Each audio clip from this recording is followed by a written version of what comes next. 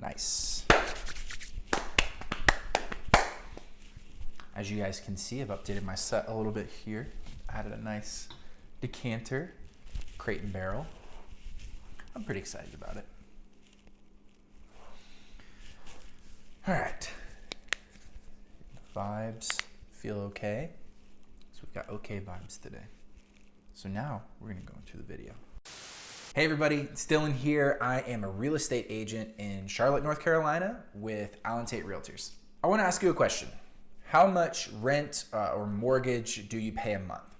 And does it feel like a lot to you? So this is gonna be a very transparent video where I talk to you about real numbers of a house that I rented out for about 3 years and I lived in for a year. So that house I paid $1,583.56 a month in mortgage, and I paid around $450 to $550 in utilities a month. So on the high end, I was spending around $2,133.56 a month with everything included, and that was a big chunk out of my monthly budget. So now to talk about my finances at that time, my wife Karen and I, we made about a combined $62,000 a year, which equals around $46,222 a year, which if you divide that by 12 is $3,851.83 a month. At that time, we spent around $2,800 a month, and that's not including our mortgage, and we were able to save around $800 a month. Now, you're probably sitting there asking yourself, take $2,800 and you add $800 of savings, and then you also add their mortgage, which is around $2,100, and then, yeah, you're right, it doesn't add up. So how are we able to spend I want to look at you guys, but I've got numbers here, so I don't want to get them mixed up. $4,933.56. We were able to save $800 a month when we were only made around $3,851.83. Well, I lied about some of our income. So we had $1,900 coming in through rent every single month on the same house that we were living in.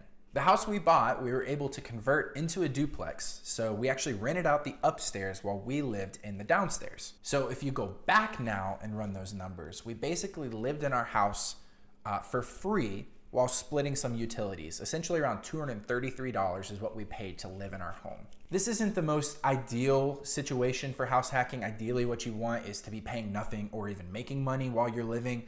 But essentially, this is house hacking and how you live for free. But when you hear that, house hacking sounds pretty great, right? It sounds great to not have to pay any rent and live for free, but it's not that simple. There are some details that go into it that aren't so pretty and can be a little bit confusing at times.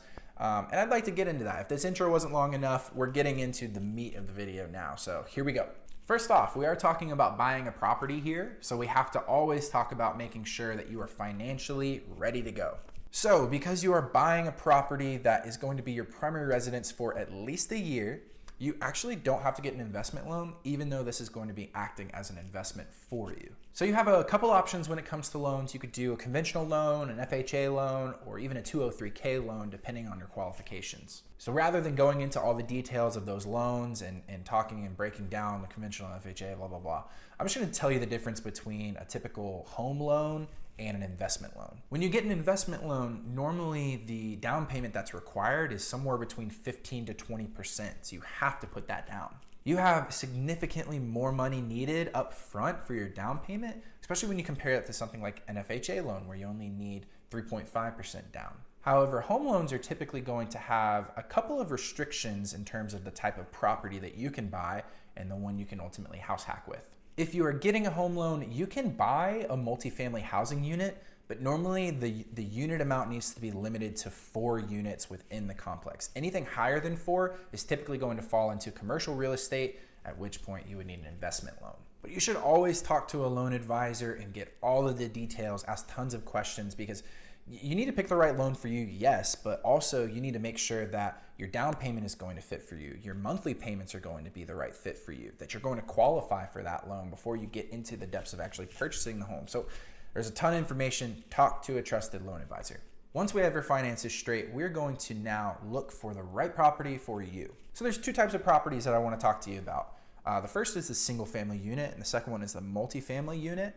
and you have to determine which is the right property for you. A single family unit is basically where you live under the same roof as your renters. So you could have a bedroom that you rent out, or maybe you own the house and you have a bunch of roommates that all pay you rent. I've actually been able to do both of these, and I'll tell you, it's not the easiest.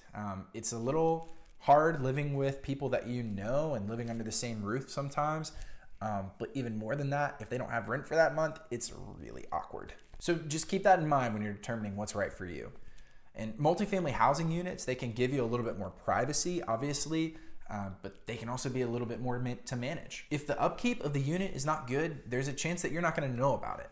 Or if something breaks, the tenant doesn't tell you about it, then you've got an even bigger repair to do down the road. Whereas if you're living under the same roof, under the same conditions, then it's a bit easier to keep an eye on those conditions and on that unit. So there's a few overarching things to talk about when you're looking for the right property. The first one is location.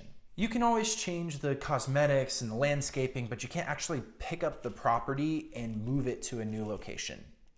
Theoretically, I mean, sometimes you can do that if you have a mobile home or whatever, but in this scenario, you can't do that. Now, more than likely, your options are going to be limited because you're looking for a property that you can also rent. So just make sure that you feel safe in the neighborhood that you're looking at, and then also make sure that you're close to things like basic needs, whatever, a Target or a Harris Teeter or somewhere nearby. You also need to make sure that the floor plan actually makes sense for a rental so that you don't narrow your customer base all the way down to nothing. Simply put, if one unit has 1 bedroom and 1.5 bath, then obviously you're limiting your audience of who you're actually reaching when you're looking for tenants or you're trying to find a long-term renter. Don't you ever forget a home inspection. I say this like every single video, but it is so important that you don't want to uncover thousands upon tens of thousands of dollars in damages or repairs that you need to make before buying a purchase. So don't do it. Don't do it. And I get it. You may be thinking, well, I can just do some cleaning up. I can do the yard work. I can make repairs myself. I'm handy, whatever. Like, I understand. I do. But if you neglect the home inspection, it can be really rough. You can have a lot of payments that you can't even see when you walk through the house. So it's best to know the right time to walk away. And the last thing that we're going to do when we're trying to find the right property for you is we're going to run our numbers, which this is possibly the most important piece of finding the right property. There are 3 main financial categories that you have to be evaluating to determine if this is going to be a great house hack. Those are your total monthly rental income, your net operating income, and then your total monthly mortgage. Monthly rental income and monthly mortgage, those are really easy to figure out. That's just what are you going to charge your renters and what is the bank going to be charging you. Keep in mind, before you buy the house, you need to have a really good idea of what is a competitive rental price to charge in this area. Depending on how updated it is, the location, all of those things are going into determining the rental price, just like the purchase price. So you really need to have a good idea and know exactly what you're going to be able to get renters in there for and expect that monthly income. And then the net operating income is essentially your rental income minus all of your expenses. All of your expenses should include a typical list that looks like this, but keep in mind you need to budget these prior so that you have an expectation for what your net operating income is going to be. So a couple of notes on these. Typical utilities, you can actually determine whether or not that is calculated in the monthly rent that you're charging your tenants, or if the tenants are going to be responsible for their utilities. Maintenance and repairs, I would normally budget around 15% of your monthly income to go towards maintenance and repairs. Vacancy savings, hopefully you never have to use this, but more realistically, you probably will use it at some point. And I always recommend a 3% savings on your monthly rental income. Next, we're going to subtract the net operating income out of the monthly mortgage, and that's going to tell us whether or not you have a positive or negative cash flow. So in the example that I gave earlier of the house that we owned, we had a $233 negative cash flow, which meant that was obviously what we were responsible to pay on our end. And I just have to say again, I cannot stress how important it is to run your numbers. So this is one of the things that I do as soon as I find a property. So we've determined that we have found the right property for you. Next, we need to find the right tenants. My recommendation is to find your renters before you close and sign a contingent lease on the house actually closing, so that way, as soon as the first day hits with your mortgage, you already have renters in and it leaves no gaps between your rental income and your monthly mortgage. Another recommendation I have is to get the future tenants to fill out an application, because then you can run credit checks. Make sure that you tell them you're doing that, and just to confirm that they're going to pay, and you have future tenants that are planning on paying. We also want to determine when your renters are going to pay, and also what is that relationship between you being the landlord and your renters going to look like. It'll probably look different if you have a single family unit or multifamily housing unit. That can also affect when you're asking them to pay, how you're asking them to pay, all of those different things. You need to make sure that this relationship is clearly communicated to the renters, not only verbally, but in the contract, so that they understand what to expect from you, and they know what to expect when it comes to things like emergencies. If the heat is out or whatever, they have an expectation from you and something that they have agreed on. Also, if you're having a renter move out, do you have a plan in place to make sure that you fill that spot? Are you going to use a property management company? Or do you have techniques to be able to market your property? I know when we had our property, I used Facebook Marketplace, and it was actually really successful for me. And I found renters pretty consistently, never had a gap in vacancy through just being able to post through Facebook Marketplace. All of these questions that I'm posing, these are all really important to determine and have an answer on how you want to do this before you actually purchase a property, and obviously before you sign leases. So if you like being a landlord, if you really enjoyed the process of house hacking and the benefits that it gives you, then the cool thing about house hacking is that you can actually do it again. Yep, just do the whole process again, everything the same.